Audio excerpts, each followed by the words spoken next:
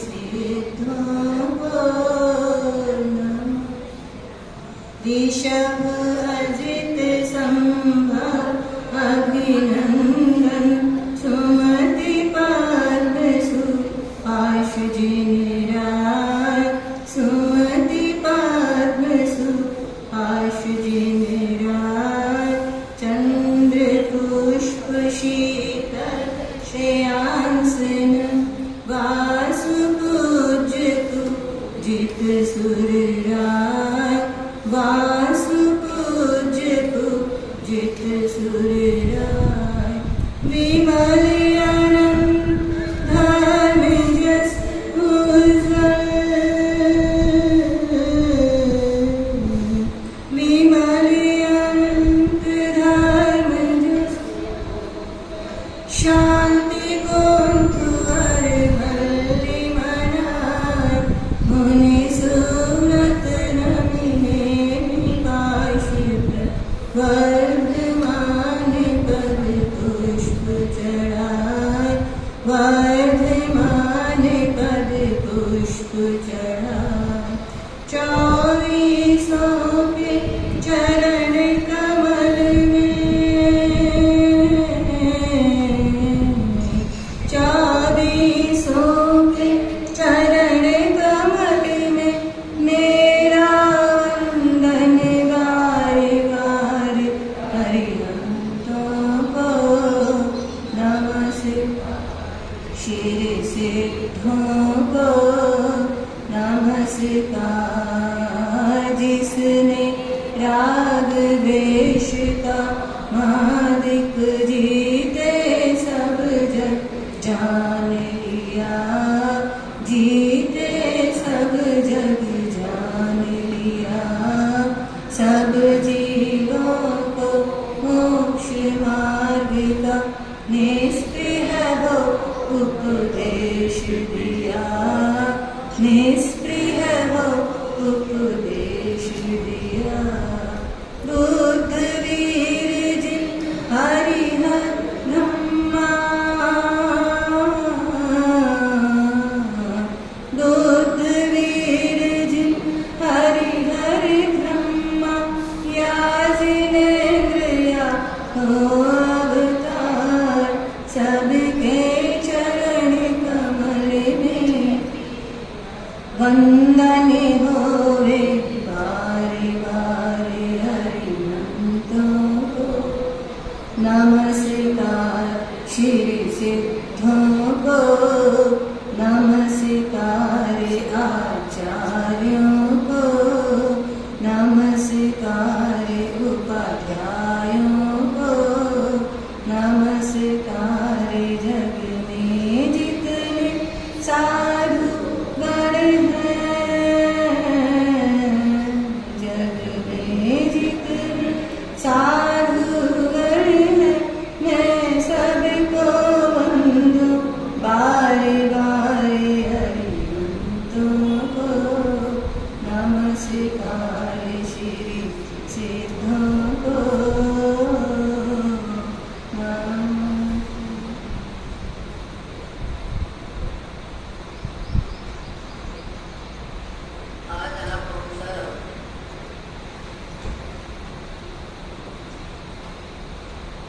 तीन बार नवकार मंत्र का जाप करेंगे। जाप कैसे करेंगे? श्वास की गति, जो श्वास की गति है सहज, न उसको प्रयत्न से जल्दी करना न देर से करना।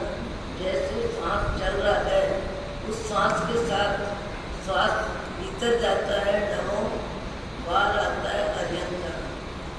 7-8 श्वास में एक बार नवकार मंत्र होगा। ऐसे 3 बार नवकार मंत्र पूरा बोलने में अपने मन को तैयार करें, कोशिश करें। समझ में बात नहीं आती हो तो भी आ जाएगी, तो भी अलग से प्रस्तुत हो जाएगा। पर श्वास के साथ नवकार मंत्र का जाप आना चाहिए। इसको अजपा जाप भी कहते हैं।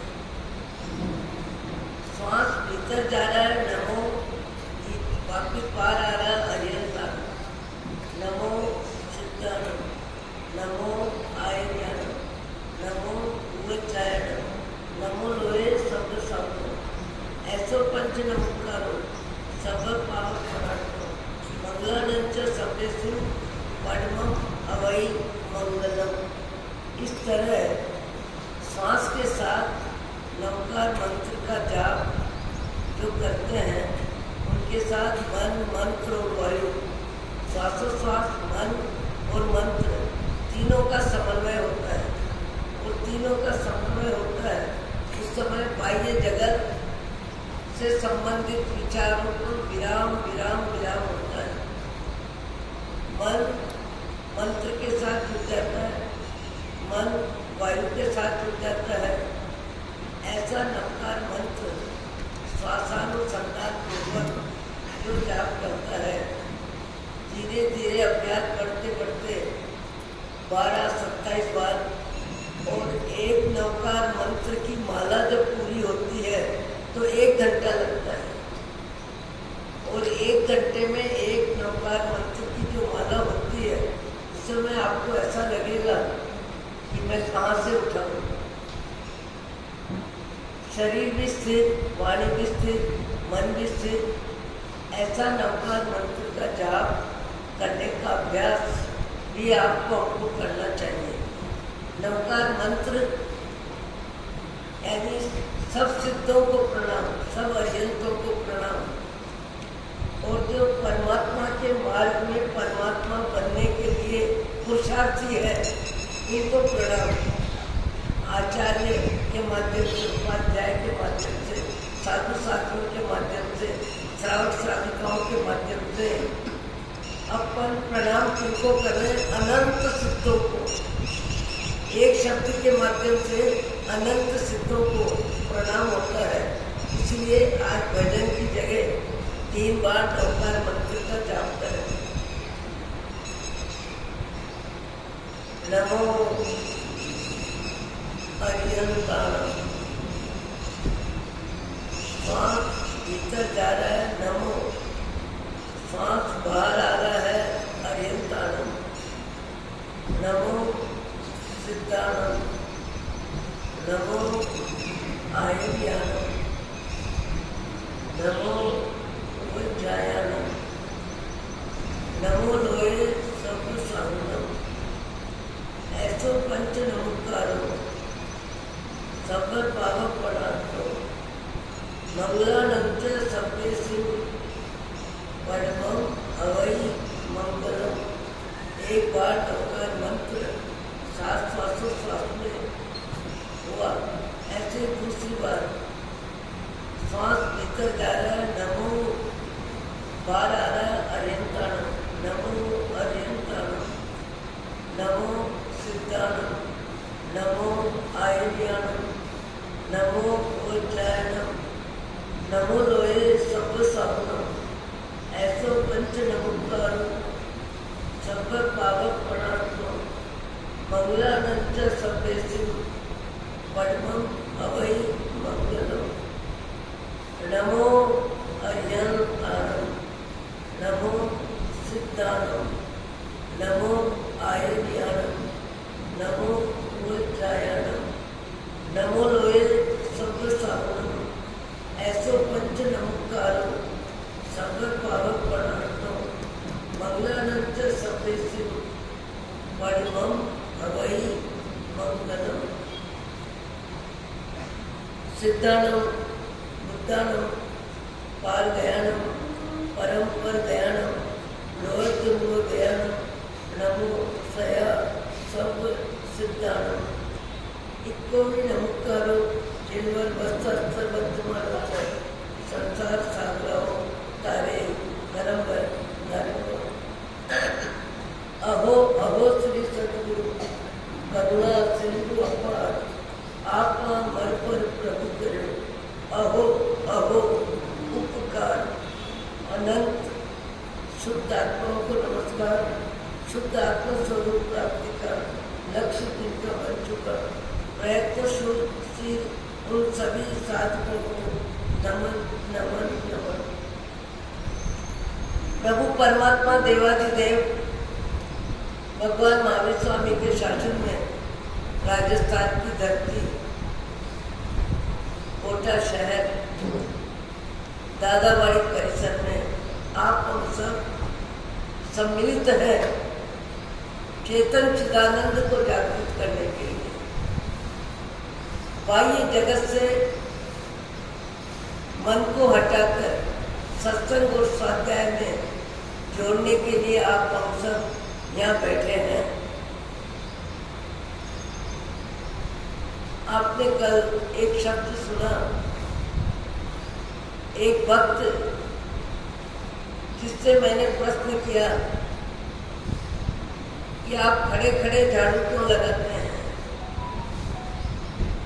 मंदिर परिसर में झाड़ू क्यों लगाते हैं। उस भाई का जवाब था कि भगवान का दास बनूं, मैं इतना अभी उदास नहीं हूं। उदास शब्द काफी लोग परिचित है। उदास दो शब्द दो तरह से उपयोग में आता है। जहाँ इच्छा पूर्ति नहीं हो, जहाँ मन के अनुसार कार्यक्रम न हो, चाहे वो भोजन हो, चाहे वस्त्र हो, चाहे व्यक्ति का व्यवहार हो, चाहे बैठने के लिए स्थान हो, या खाने के लिए भोजन हो, या पहनने के लिए कपड़े हो, या परस्पर वार्तालाप हो। जहाँ मन के अनुकूल वातावरण नहीं मिलता है, वहाँ व्यक्ति का मन उदास हो जाता है। उदास हो जाता है यानी प्रसन्नता नहीं होती, उसको खुशी नहीं होती, अच्छा नहीं लगता। इसलिए कि भोजन किया पर भोजन में मन नहीं लगा, इसलिए कि भोजन मन लायक नहीं था। पेट भरना था, भर लिया। पेट भरना था, भरना पड़ा, भर लिया, और भोजन में मन नहीं लगा। मन नहीं लगा इसका मतलब क्या हुआ? भोजन में चित्त की प्रसन्नता नहीं रही। ऐसे ही वस्त्र को लेके, ऐसे ही व्यवहार को लेके, ऐसे ही बातचीत को लेके उदासीन शब्द का उपयोग दो तरह से होता है।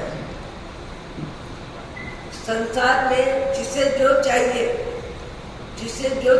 जितना चाहिए, जैसा चाहिए वैसा नहीं मिलता है, तब भी व्यक्ति का मन उदास होता है। और अध्यात्म दृष्टि से महापुरुषों के मार्गदर्शन के अनुसार और महापुरुषों के मार्ग पे चलने की ख्वाहिश जिनकी हो जाती है, उनका भाव जगत से उदासीन होता है। जगत से उदासीन यानी जगत में रहते हुए, जगत से मन जिसका ऊंचा उठ रहा है, जगत में रहते हुए जगत से मन जिसका ऊंचा उठ रहा है। भोजन हो रहा है, पेट के लिए हो रहा है, पेट की पूर्ति के लिए हो रहा है। वहाँ जिह्वा इंद्रिय के स्वाद को लेके व्यक्ति का मन बोर हो जाता है। वस्त्र व्यवस्था शरीर की आवश्यकता है, आवश्यकता की पूर्ति है, पर उसमें पसंद नापसंद का भाव जगत ठंडा हो जाता है। ऐसे ही जीवन के हर व्यवहार में उदासीनता आती है। जिसका राग कम हो जाता है, जिसका मोह कम हो जाता है, जिसकी आसक्ति कम हो जाती है, जिसका अहंकार कम हो जाता है, जिसे आत्मा और शरीर दो का भेद ज्ञान में रुचि आ जाती है, भेद ज्ञान का पुरुषार्थ करता है। स्वाध्याय के माध्यम से, सत्संग के माध्यम से, परमात्मा की भक्ति के माध्यम से जीव को एक एहसास होता है कि मैं संसार में हूँ, पर संसार मेरे में न रहे। संसार में मैं हूँ, पर संसार मेरे में न रहे। ऐसा भाव जगत जब बनने लगता है, उसे कहते हैं उदासीनता। उदासीनता यानी संसार में रहते हुए जिसे संसार नहीं चाहिए, संसार में रहते हुए जिसे संसार नहीं चाहिए, न खुशी चाहिए न गम चाहिए। जैसे आया बच्चे का पालन पोषण करती है, ध्यान भी रखती है, जवाबदारी भी निभाती है, पर हर क्षण भीतर में उस आया को ये एहसास होता है कि बच्चा मेरा नहीं है, बच्चा मेरा नहीं है, ये एहसास उसे हर समय होता है। ऐसे ही धर्मी जीव को हर समय एहसास होता है कि मोह माया की जिंदगी है, ये संसार परिभ्रमण का पड़ाव है, ये मनुष्य जन्म बहुत ऊंचा अच्छा ऊंची क्वालिटी का जीवन जीने के लिए मिला है। मुझे अपने भाव जगत को बदलना है और भाव जगत में राग द्वेष कम करना है, और राग द्वेष कम करने के लिए अध्यात्म दृष्टि का स्वाध्याय करना है, सत्संग करना है, खाने में पीने में बैठने में बोलने में सब जगह जिसका भेद विज्ञान तत्व ज्ञान परिपक्व हो जाता है, उसको कपड़े की क्वालिटी कितनी भी हो, क्वालिटी से संबंधित राग पैदा नहीं होता, मोह पैदा नहीं होता, पसंद नापसंद का भाव ही उसके जीवन में कम हो जाता है। हमने बहुत बार देखा, हर बार देखा, लाओ पेटला तुम में डाल दे, जैसे नौकर को थाली पकड़ा दे। नौकर को व्यक्ति भोजन देता है और उसकी आवश्यकता की पूर्ति के लिए देता है, आवश्यकता की पूर्ति के लिए देता है। ऐसे ही धर्मी जीव अपने शरीर की व्यवस्था में आवश्यकता की पूर्ति करता है, आवश्यकता की पूर्ति करता है, इच्छा पूर्ति कम करता जाता है। इच्छा की पूर्ति कम करना उसका लक्ष्य बन जाता है, उसका उद्देश्य बन जाता है, उसका भाव बन जाता है, उसका व्यवहार भी ऐसा ही हो जाता है। इच्छा का विस्तार जीवन में कैसे कम हो, इच्छा का विस्तार जीवन में कैसे कम हो, मौत नजदीक आ जाती है तब भी व्यक्ति के जीवन में इच्छा का भाव नहीं होता। मौत नजदीक आ जाती है, डॉक्टर भी कह देते हैं और घर वाले भी कहते हैं भगवान में मन लगाओ, भगवान में मन लगाओ, पर भगवान में मन लगाना भी आसान नहीं है। जिसका मन जिंदगी भर जिसमें लगता है, जिसका मन जिंदगी भर जिसमें लगता है, अंत समय भी लगभग उसको वही याद आता है, उसी तरफ मन घूमता है। आपको हमको मनुष्य भाव मिला, ऊंचा वातावरण मिला, अच्छा वातावरण मिला, सब कुछ मिला। पुण्य का उदय कितना है, अनुकूलता अनुकूलता अनुकूलता, अनुकूलता रहे पर अनुकूलता का राग कम हो, अनुकूलता का महत्व कम हो, सम्मान कितना भी मिले पर मन सामान्य रहे। सम्मान शब्द का असर हमारे भीतर, अपमान का असर भी हमारे भीतर कम में कम हो, सुविधा का असर भी कम हो, प्रतिकूलता का शब्द भी मिले तब भी मन सामान्य रहे।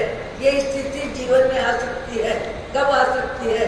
जब कर्म बंधन कम होते हैं, जब सद्गुरु की कृपा होती है, शास्त्र स्वाध्याय में रुचि आती है, सत्संग में मन लगता है, तब व्यक्ति बाह्य जगत में रहते हुए भीतर के जगत में अपने क्रोध मान माया लोभ का व्यवसाय कम करता जाता है, कम करता जाता है। क्रोध मान माया लोभ का व्यवसाय पुण्य के उदय में भी होता है, पाप के उदय में भी होता है। पाप के उदय में भी क्रोध मान माया लोभ का व्यवसाय चलता है। बिना खाए बिना भोगे दुनिया भर के कर्म बंधन होते हैं, इसमें होते हैं।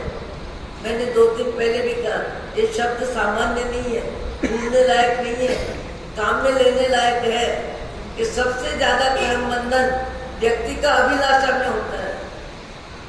2-3 बार ये शब्द आया है, अभिलाषा। अभिलाषा नहीं, चाहिए चाहिए चाहिए चाहिए चाहिए चाहिए।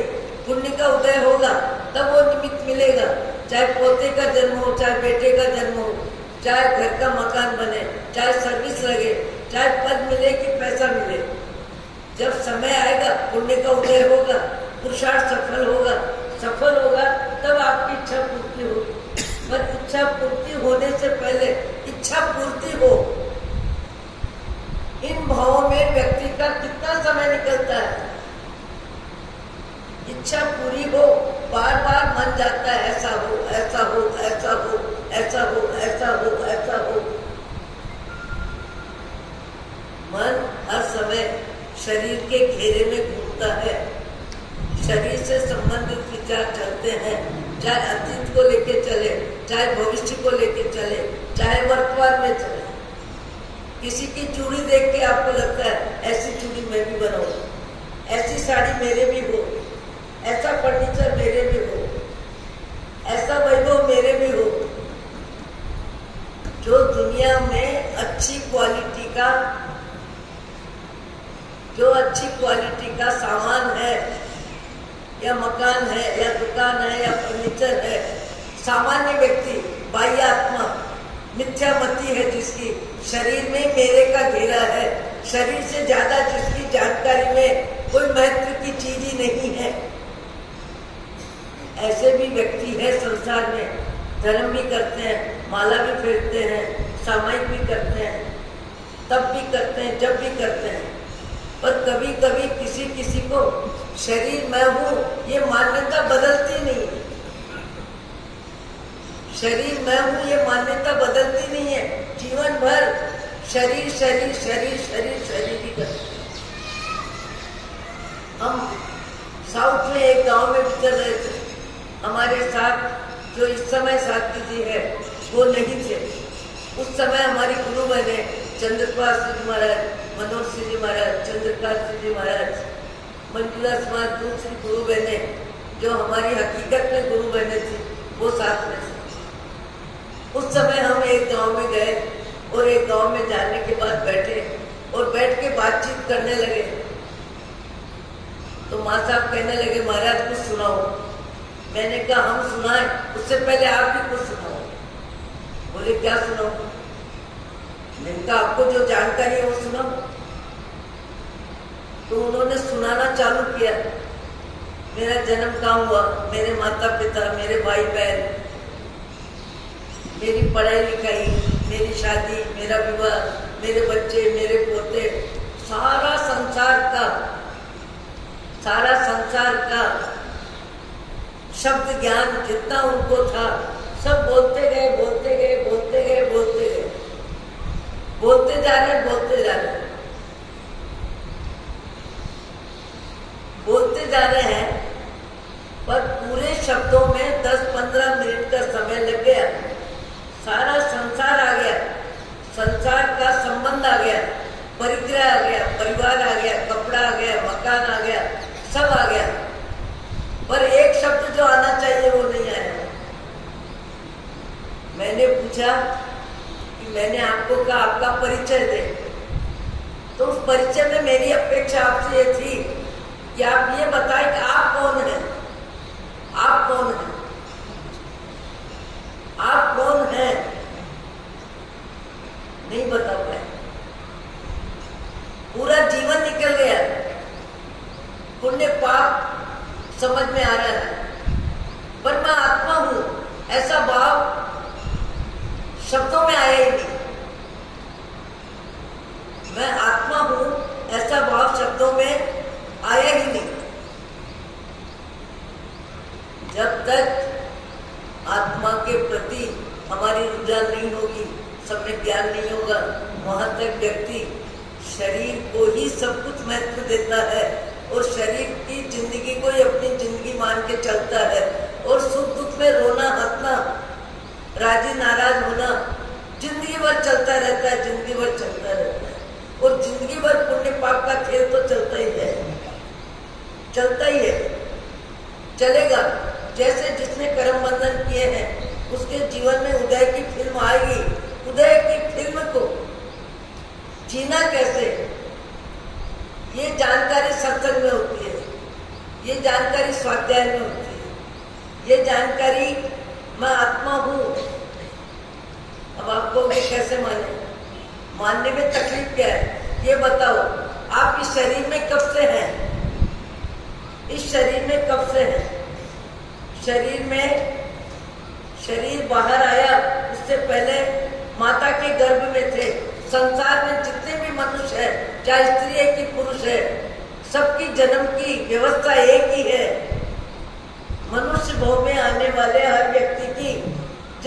व्यवस्था एक ही है।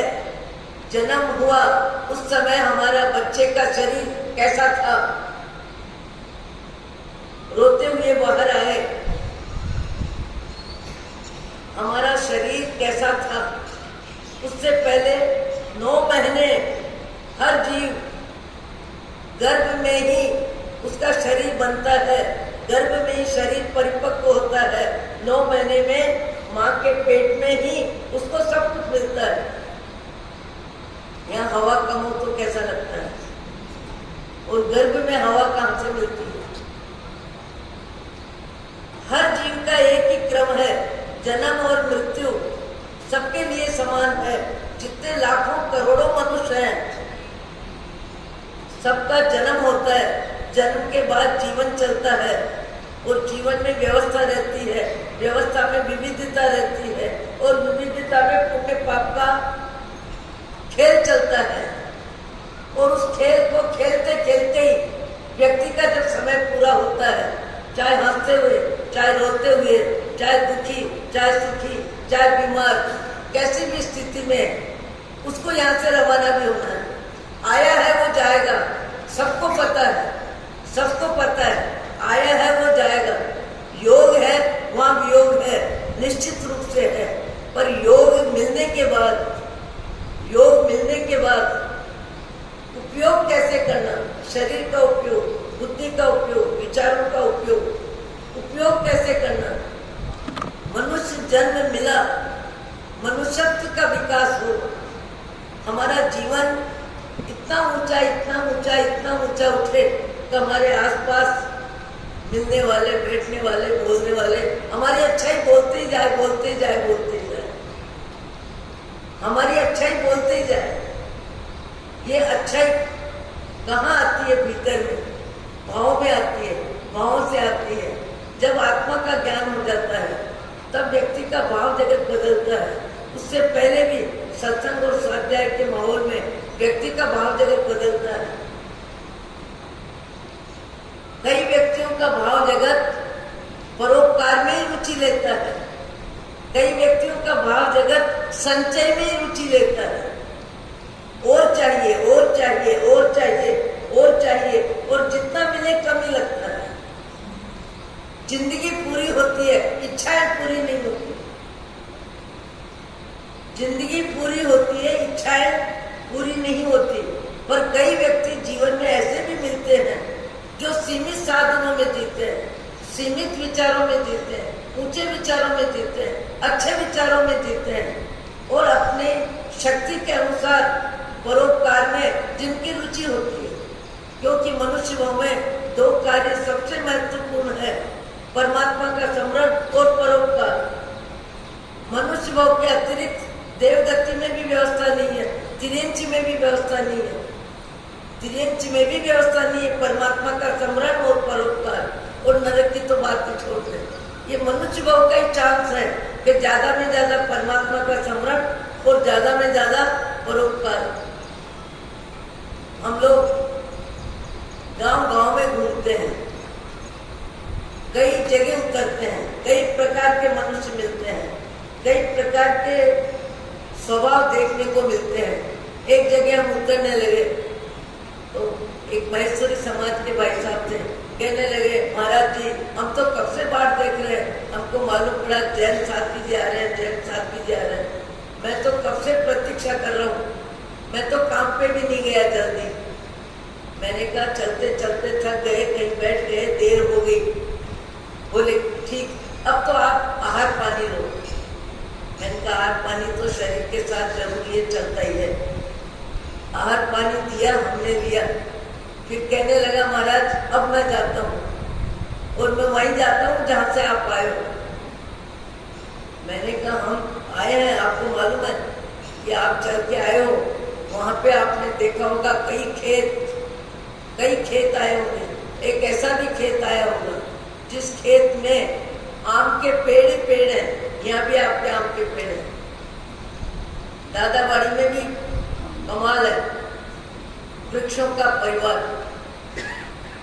तो बोले आपने देखा होगा, ऐसा खेत देखा होगा जिसमें आम ही आम है, और स्कूल से जाते हुए बच्चे और स्कूल से आते हुए बच्चे वहाँ टिक जाते हैं, खड़े हो जाते हैं।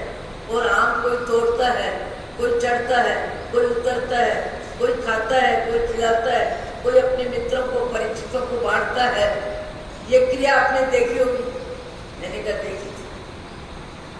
अब आपने पहचान बताई तो आ गई बात ध्यान में कि हाँ ऐसी क्रिया हमने देखी नहीं। 1 मिनट रुक गए। रुक इसीलिए गए कि कोई डांटने वाला नहीं है, कोई फटकारने वाला नहीं है, कोई गाली देने वाला नहीं है, कोई पत्थर फेंकने वाला नहीं है। और बच्चे निसंकोच प्रसन्नता के साथ पेट पे चढ़ रहे हैं, उतर रहे हैं, आम तोड़ रहे हैं, खा रहे हैं, खिला रहे हैं। ये दृश्य हमने देखा। बोले वही खेत मेरा है, वही खेत मेरा है। मैंने कहा आपको जानकारी है? बोले बहुत अच्छे से जानकारी। तो मैंने कहा उसके बाद आप अपने खेत के आम बच्चों को खाने का चांस देते हैं, बिक्री नहीं करते हैं? बोले महाराज बिक्री की जरूरत ही नहीं। मैंने कहा क्यों नहीं है? लेके तो जाना नहीं है और सदा रहना नहीं है। मेरे बाजार में एक दुकान है, इतनी अच्छी चलती है कि 15 दिन में 2 महीने का घर खर्च पूरा हो जाता है। 15 दिन की कमाई में 2 महीने का घर खर्च पूरा हो जाता है। इतनी अच्छी दुकान चलती है। जब एक दुकान से मेरी जिंदगी इतनी अच्छे से चलती है तो मैं दूसरे जीवों को हंसने का मौका क्यों नहीं दूं, प्रसन्नता का मौका क्यों नहीं दूं? उन बच्चों की हंसी मुझे तो पिक्चर दिखती है, जैसे कोई पिक्चर में देख बैठ के राजी होता है, वैसे मैं दूसरों को हंसते हुए देख के राजी होता हूँ। औरों को हंसते देखो मनु, हंसो और सुख पाओ, अपने सुख को विस्तृत कर लो, सबको सुखी बनाओ। बोले मैंने बचपन में दोहा सुना है। कौन सा दोहा? राम जी की चिड़िया, राम जी की चिड़िया, राम जी का खेत, आओ भाई चिड़िया खाओ भर पेट। एक दोहा बचपन में सुना और वो दोहा जीवन में काम में आ रहा है। सुनते तो अपन बहुत हैं, मैं बोलती भी बहुत हूँ, आप भी सुनते हैं, कई व्याख्यान सुन लिए हैं। अभी तो आपके 5 वर्ष से लगातार दादाबाड़ी में लगातार वैराग्य नीति जी का चातुर्मास, फिर अक्षय नीति जी का चातुर्मास, उसके बाद प्रबंजना जी का चातुर्मास और उसके बाद लीला लहर आचार्य श्री का चातुर्मास। पीयूष सागर जी महाराज की प्रेम धारा की वर्षा खूब हुई और बोले बहुत स्वामी वात्सल्य हुए, बहुत आनंद आया, बहुत कार्यक्रम जोर शोर से हुआ, पूरा चौमासा लीला लहर। अब वो लीला लहर सिद्धाचल तीर्थ में बहुत अच्छा हुआ, बहुत अच्छा हुआ। आप लोगों को सुनना कितना मिला है। मैं जो बोल रही हूँ मुझे लगता है मैं क्या बोल रही हूँ, जो सब बोल के गए वही तो बोल रही हूँ, जो सबने सुनाया वही तो सुना रही हूँ। पर प्रश्न है बोलने वाला शब्दों को जी रहा है क्या, और सुनने वाला शब्दों को काम में ले रहा है क्या? शब्दों को काम में ले रहा है क्या? साड़ियां आप कितनी भी इकट्ठी करो पर काम में लेते हो, भोजन बनता है काम में लेते हो, घर में जितना भी सामान है कभी किसी को कभी किसी को कभी किसी को निकालते हो, सबको काम में लेते हो। वैसे ही सत्संग और स्वाध्याय में जो हमको ज्ञान मिलता है वो दिनचर्या में हम कब काम में लेते हैं, कितना काम में लेते हैं, कितनी बार काम में लेते हैं। कभी क्रोध के व्यवसाय में समता में रह जाते हैं, कभी खाने के मोह को कम करके किसी जरूरतमंद के लिए हाथ लंबा कर देते हैं। हम जितना सुनते हैं उसको जीवन में अंगीकार करने में हमारी रुचि बनेगी तो ही कल्याण होगा।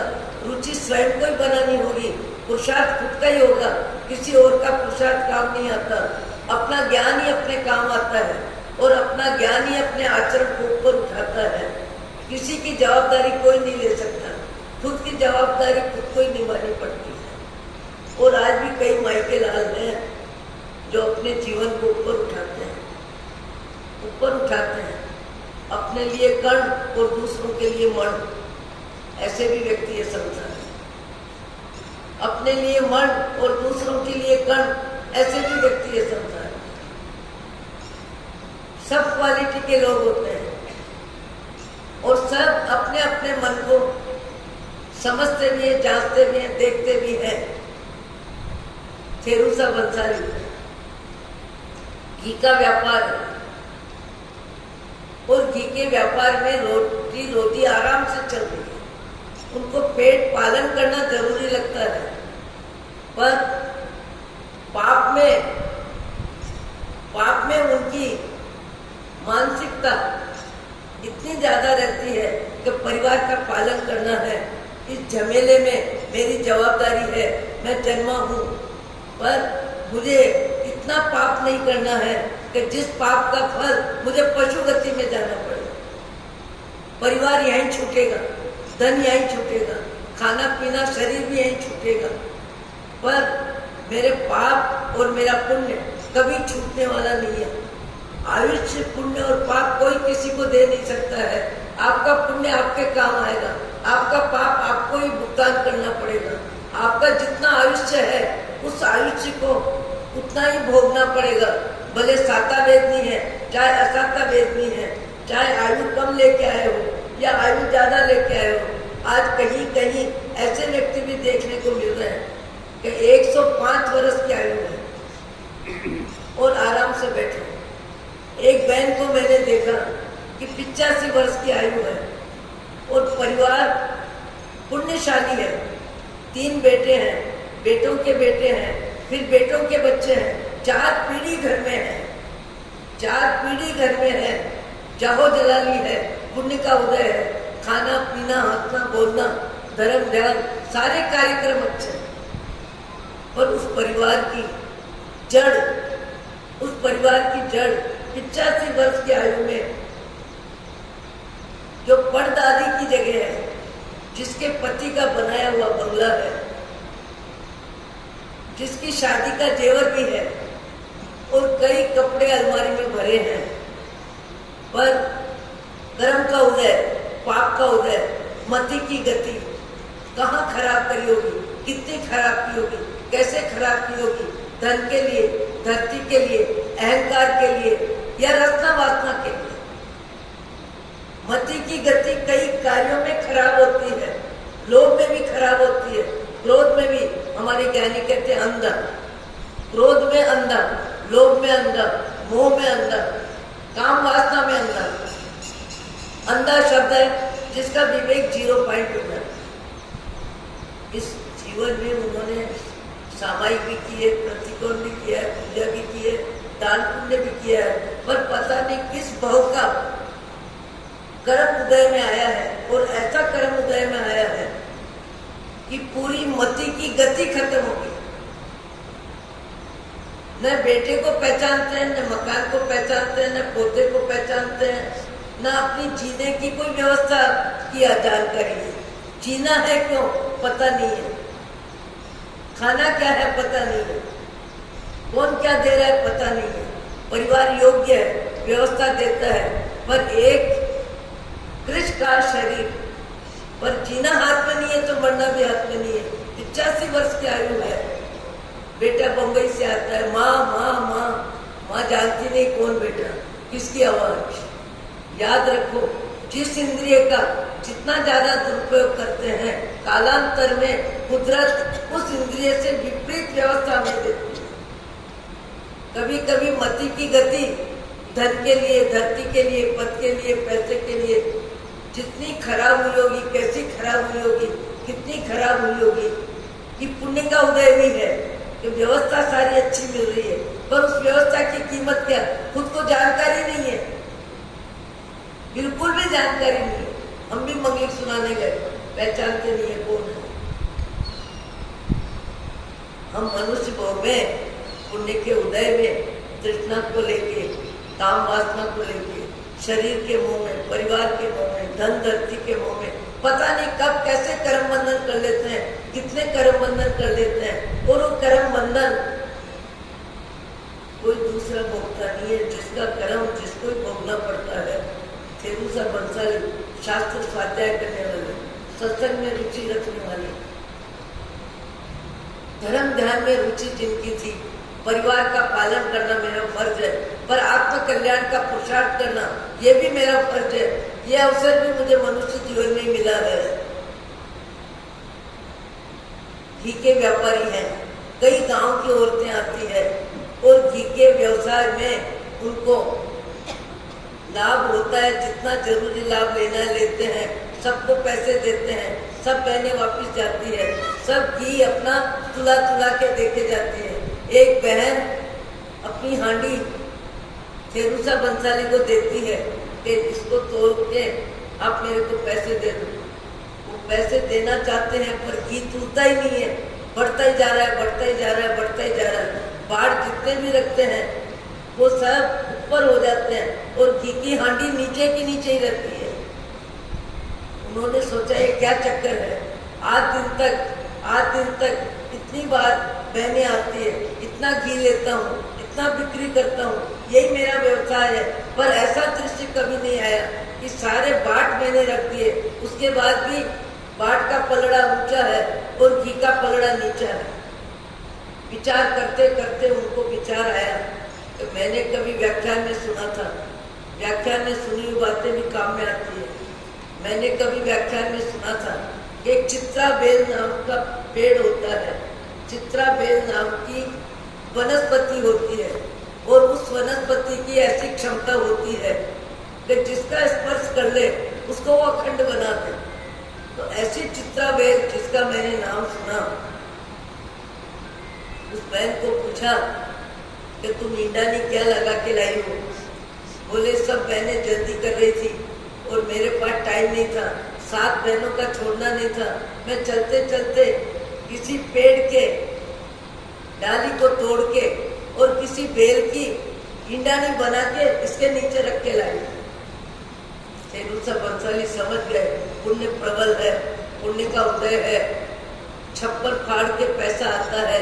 ऐसा ही मुझे ये कोई योग मिला है और ऐसा योग मिला है कि जिसका उपयोग अनाप शनाप हो सकता है। उनको ध्यान आ गया। ध्यान आने के बाद बहन को कहा कि तुम बिना तुले मुझे घी दे रही हो, मैं तुम्हें बिना गिने पैसे दे रहा हूँ। तोबा भर के दे दिया। वो बहनों के साथ चली गई।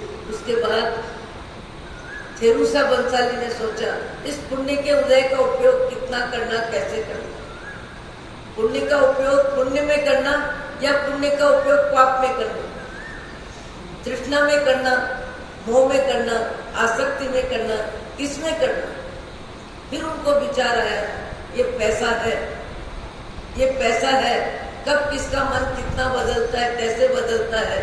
एक उम्र आने के बाद संसार में संबंधों में भी मन बदलता है, सब जानते हैं। उनको विचार आया कि महान पुण्य के उदय से ये लक्ष्मी चित्रा बेल के माध्यम से मेरे पास आई है, मुझे अलमारी में ले जाके रखना है और इसका उपयोग परोपकार में करना है। और परिवार की व्यवस्था में कोई कमी नहीं है, पर ये पैसा ऐसा है कि तृष्णा जगाए बिना रहेगा नहीं। इसलिए संकल्प किया, थेरूसा बंसाली ने संकल्प किया मुझे इस चित्रा बेल की जानकारी न पत्नी को देनी है न बेटे को देनी है। पत्नी को बेटे को जानकारी हुई नहीं, फिर इस पैसे का उपयोग परिवार में होगा, मोह में होगा, आसक्ति में होगा। बंगला बड़ा बने, कपड़े ऐसे बने, जेवर ऐसा बना, सब पैसा परिवार की व्यवस्था में ही जाएगा। मुझे किसी को भी नहीं बताना है कि पुण्य से मिली हुई चित्रा बेल, इसका उपयोग मुझे पुण्य में ही करना है, पुण्य में ही करना है। परिवार की व्यवस्था जैसे चल रही है वैसे ही चलेगी, कहीं कोई कमी नहीं है। आपको आश्चर्य होगा तो उस चित्रा बेल को दुकान से ले आते हैं और घर में अपनी अलमारी में रख देते हैं और बेटे और पत्नी को भी जानकारी नहीं देने में उनका मन इतना गंभीर रह जाता है, इतना गंभीर रह जाता है। खुशी प्रकट करने में भी व्यक्ति की जीवा खूब चलती है, नाराजगी व्यक्त करने में भी व्यक्ति की जीवा खूब चलती है। पर किसी किसी व्यक्ति में बहुत गंभीरता भी होती है, कम बोलते हैं, सोच के बोलते हैं, क्लेश वैसी भाषा नहीं बोलते, तेरे मेरे की भाषा नहीं बोलते। पर यह जग्गू ने तो प्रबल पुण्य के उदय को गुप्त रखने में मन बना लिया, और इतना बना लिया कि किसी को नहीं बताया। और परोपकार के क्षेत्र में परिवार की सीमा तो बहुत छोटी है। गांव, शहर, आजू बाजू, स्कूल, चिकित्सालय, जो जिसको जरूरत है, जैसी जरूरत है, उस जरूरत को पूरी करने में पूरी ताकत लगाना है। ऐसा भी हो सकता है कि मोह की जिंदगी में विराम करे, मोह की जिंदगी में विराम करे, मोह की जिंदगी में सीमा रखे, खाने में सीमा, पहनने में सीमा, बोलने में सीमा, उठने में सीमा, चलने में सीमा, समय की सीमा। आज भी कई व्यक्ति संसार में ऐसे हैं जो समय को भी सीमा में रखते हैं। एक दो मित्र है जहां बैठे हैं, तीसरा मित्र और आया, और आते के साथ आज का रिवाज है, चाय आने लगी, चाय आ गई, चाय आते के साथ दो मित्र बात करते हुए चाय पीने लगे। तीसरे को भी चाय पकड़ाई, जिसको चाय पकड़ाई उसने कहा भैया एक प्याली और दे दो, एक प्याली दे दो जिसमें मैं चाय ठंडी कर लूं। दूसरा मित्र क्या कहता है, क्या जल्दी है, कहाँ जाना है, थोड़ी देर हंसेंगे, बोलेंगे, गपशप करेंगे, टाइम पास करेंगे। बोले टाइम पास करेंगे, ये तुम्हारी विचारधारा अपनी है, मेरे पास टाइम पास करने के लिए समय नहीं है।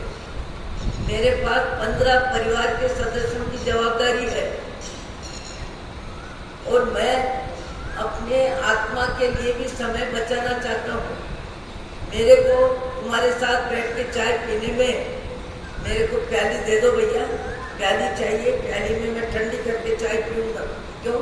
तो बोले एक चाय पीने में, एक कप चाय पीने में मुझे 15 मिनट की मनुष्य जीवन में हत्या नहीं करनी है। 15 मिनट की हत्या नहीं करनी है मनुष्य भाव के समय की। समय कीमती है, समय कोयम कमाए है। बोले मैं 15 व्यक्तियों की जवाबदारी लेके बैठा हूँ, मेरे को दुकान भी संभालता हूँ, परिवार को भी संभालता हूँ, सबकी जवाबदारी निभाता हूँ। पर मुझे विचार आता है कि हे चेतन चिदानंद, ये मनुष्य भाव का मौका पाप कम करने में लगाने का अवसर है। तुम्हारा भाव जगत विवेकमय रहना चाहिए। मैं अपने जीवन में सबकी जवाबदारी निभाता हूँ, खाना पीना, रहना सहना, पर उसके बाद भी मुझे मेरी आत्मा ही मेरी लगती है कि मुझे आत्मा के लिए पाप का बंध कम में कम करना है। मैं 3 घंटे अपनी आराधना के लिए निकालता हूँ। वो मित्रों को कहता है कि 15 मिनट की हत्या, एक चाय का कप पीने में 15 मिनट की हत्या करो, ये मनुष्य भाव का समय, कोई पशु पक्षी की जिंदगी नहीं है जिसकी कोई कीमत नहीं है। इस मनुष्य भाव की कीमत 15 मिनट कैसे? उसने कहा मैं सबकी जवाबदारी निभाते हुए अपना समय निकालता हूँ, और अपना समय इस तरह निकालता हूँ, स्नान की क्रिया में 10 मिनट बचाता हूँ, नाश्ते में 5 मिनट बचाता हूँ, निद्रा में आधी घंटा बचाता हूँ, पारिवारिक की व्यवस्था में समय बचाता हूँ। सब तरफ से समय बचा के 3 घंटे का समय मैं अपनी आत्मा के लिए निकालता हूँ। 1 घंटा शास्त्र स्वाध्याय करता हूँ, 1 घंटा भक्ति करता हूँ, और 1 घंटा परमात्मा का स्मरण जाप करता हूँ। 3 घंटे अपने लिए निकालता हूँ। बोले 3 घंटे मिल जाते हैं, क्यों नहीं मिलेंगे? 3 घंटे क्यों नहीं मिलेंगे? 24 घंटे किसे कहते हैं? 24 घंटे का विभाजन करो, 24 घंटे की व्यवस्था जमाओ, तन के लिए, परिवार के लिए, समाज के लिए और आत्मा के लिए। समय समय है, समय कहाँ कम है? 24 घंटे सबके पास है। आप 6 घंटे निद्रा लो, 8 घंटे व्यापार को दो, 4 घंटे नहाना धोना खाना पीना शरीर को दे दो और 3 घंटे और इधर उधर की पंचायती में दे दो। 6 घंटे 8 घंटे कितने हुए? और उसके बाद 4 घंटे 18 और उसके बाद 3 घंटे 21 घंटे। 21 घंटे शरीर विभाग को दे दो, व्यवहार को दे दो, समाज को दे दो, परिवार को दे दो। अरे 21 घंटे दुनिया को दो, पर 3 घंटे का समय को हम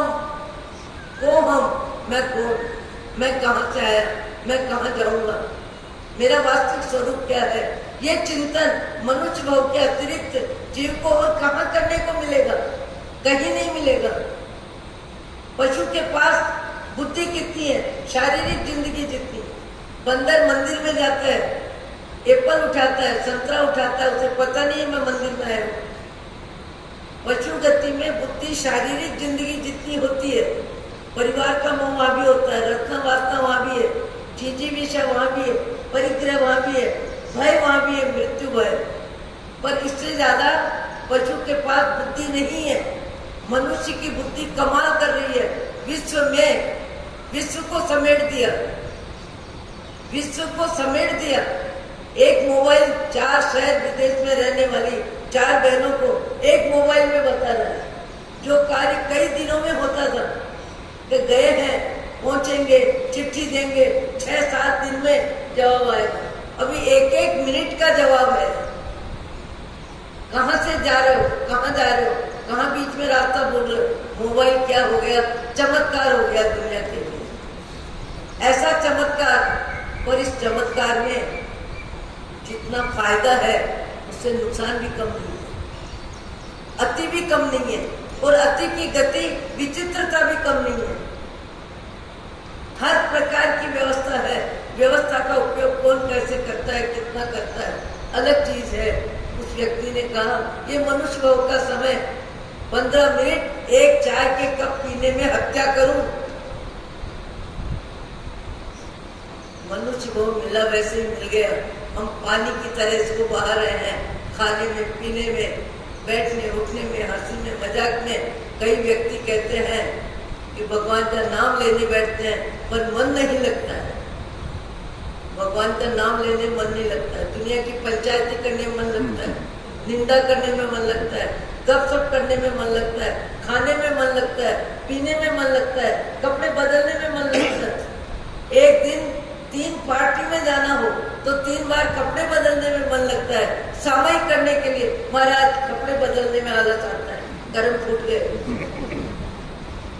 खो दिया बेकार जीवन, आके इस संसार में बह रही थी पाप धारा, बह गया उद्धार में।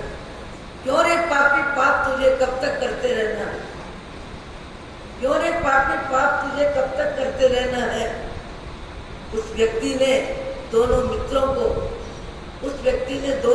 को जो सबक दिया, सुनने वाले सुनते ही रह गए कि क्या बोल रहा है। एक चाय का कप पीने में 15 मिनट की हत्या करो, वो भी मनुष्य भाव का समय। देवा भी तम नमम संति, जिस जीवन को देवता भी नमस्कार करते हैं। भगवान महावीर ने इंद्रभूति गौतम स्वामी को कहा गोयम समय मां पमाए। भगवान जैसे भगवान और गौतम जैसे उत्कृष्ट में उत्कृष्ट परमात्मा की भक्ति में जिनका जीवन था, उनको संबोधित करते हुए जगत को भगवान महावीर ने संदेश दिया समयम गोयम मां पमाए। ये मनुष्य भाव का समय है, इसको तुम व्यर्थ में मत गंवा देना। फिर पता नहीं कब मिलेगा या नहीं मिलेगा। मनुष्य भाव की कीमत समझने वाले समय का उपयोग करते हैं, बुद्धि का उपयोग करते हैं, खाने में, पीने में, पहनने में, ओढ़ने में, शारीरिक जिंदगी को एक विभाग देते हैं। और आत्म कल्याण के मार्ग में पाप कर्म कैसे कम हो, पाप कैसे कम हो, और संसार में रहते हुए मेरा संसार में मन कैसे कम लगे। कम लगे का मतलब राग द्वेष कैसे कम हो। खाने में, पीने में, आज भी संसार में कई प्रकार के व्यक्ति हैं, ऊंचे विचार जीने वाले, ऊंचा जीवन जीने वाले। मद्रास में एक श्रावक गुरुदेव विचक्षण सिंह जी महाराज को कोई 80 बरस के होंगे मिले, और महाराज साहब ने अध्यात्म की उनसे बातचीत करी। बातचीत में उन्होंने कहा मैं महीने में 10 उपवास करता हूँ, महीने में 10 उपवास करता हूँ। महाराज साहब ने कहा क्यों? बोले शरीर में भोजन का उपयोग शरीर में होता है और आत्मा शरीर में मान्यता में कर्म बंधन करता है, इसलिए मैं आहार का राग कम करने के लिए, आहार का राग कम करने के लिए महीने में 10 उपवास करता हूँ। अभी आपने सुना एक मुनि भगवान की पूरे भारत में चर्चा है, बालाघाट में 171 उपवास का पाड़ना 5 तारीख को हुआ है। सारे भारत में गूंज है कि ऐसा भी तप हो सकता है, ऐसा भी जप हो सकता है, ऐसे भी व्याख्यान, पद यात्रा, गोचरी पानी, सारा कार्यक्रम। सामान्य व्यक्ति को तो, मेरे जैसे को तो आश्चर्य होता है, पर मुझे लगता है कोई देव शक्ति का ही ये चमत्कार है कि उन्होंने सारे कार्यक्रम करते हुए इतना ऊंचा तप किया, इतना बड़ा तप किया, और पाड़ना भी जिनका सकुशल बालाघाट में 5 तारीख को हो गया।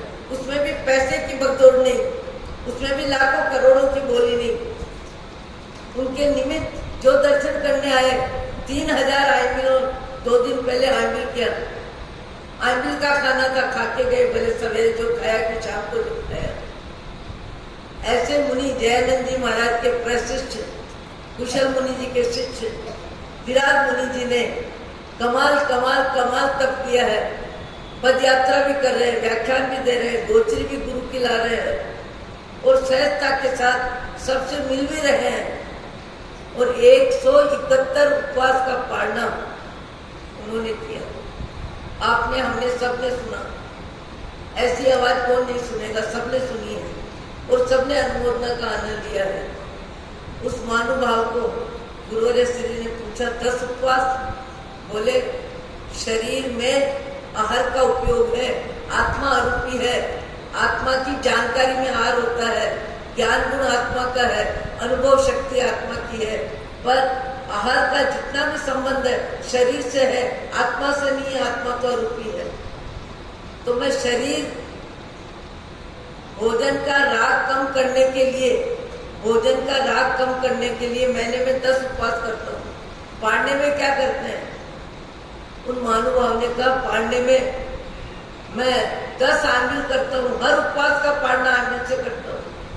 द्रव्य त्याग, आहार का राग छोड़ता हूँ, और भाव त्याग, द्रव्य भाव जैन में 2 शब्द चलते हैं, और स्वाद का राग छोड़ने के लिए मैं आंबिल का तप करता हूँ।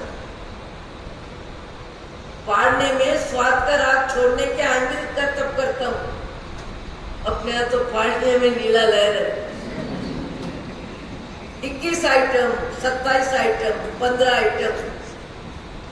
मैंने कल कहा कि आप स्वामी वात्सल्य भी करो, कभी करना पड़े तो करो, पर 11 आइटम से ज्यादा मत करना।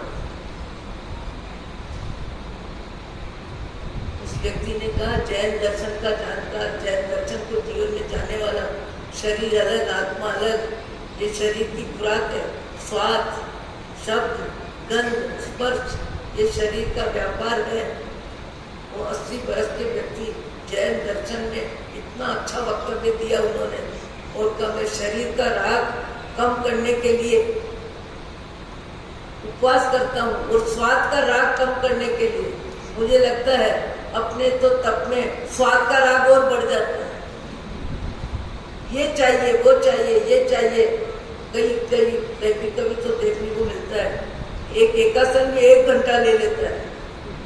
एकासन कम करने वाले, अक्षय निधि तप करने वाले कई जगह देखते हैं, हर गांव में देखते हैं। और जहाँ समाज की व्यवस्था होती है वहाँ चित्त की चंचलता भी बढ़ जाती है। ये भी चाहिए, अब दूध चाहिए, अब चाय चाहिए, अब रवि चाहिए, अब लौंग का पानी चाहिए, अब ये चाहिए, वो चाहिए। अरे चाहिए चाहिए चाहिए, जिंदगी बीत गई, चाहिए का चक्कर कब कम होगा? कब होगा प्रभुवर, कब होगा वह दिन मेरा, कब होगा बाह्य भाव से मोड़ गति मन अंतर सम्मुख, कब होगा? ओम शांति, ओम शांति, ओम शांति। चत्तारि मंगलम। श्री सद्गुरु करुणा सिंधु अपार, आपामर पर प्रभु करो अहो अहो उपकार। जे स्वरूप समझाविना पायो दुख अनंत समझाव्यो हे पद नमो श्री सद्गुरु भगवान परम पुरुष प्रभु सद्गुरु परम ज्ञान सुखधाम जेहने आप्यो भानने तेहने सदा प्रणाम देह छता जेहनी दशा वर्ते देहादि ते ज्ञानी राजन ओ वंदन अग्नि।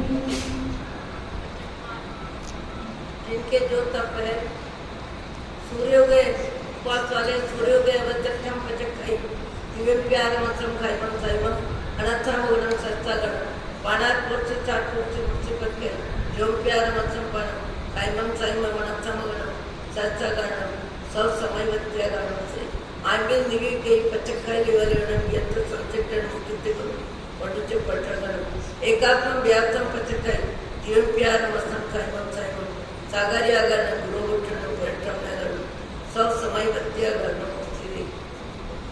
आज का नियम भोजन करते समय जो मिला है जितना मिला है जैसा मिला है प्राप्त है वो पर्याप्त है। चित्त की चंचलता को शांत करते हुए अच्छे बुरे के विचार किए बिना 20 मिनट में भोजन करके उठने की मानसिकता बनाओ। चालू दवा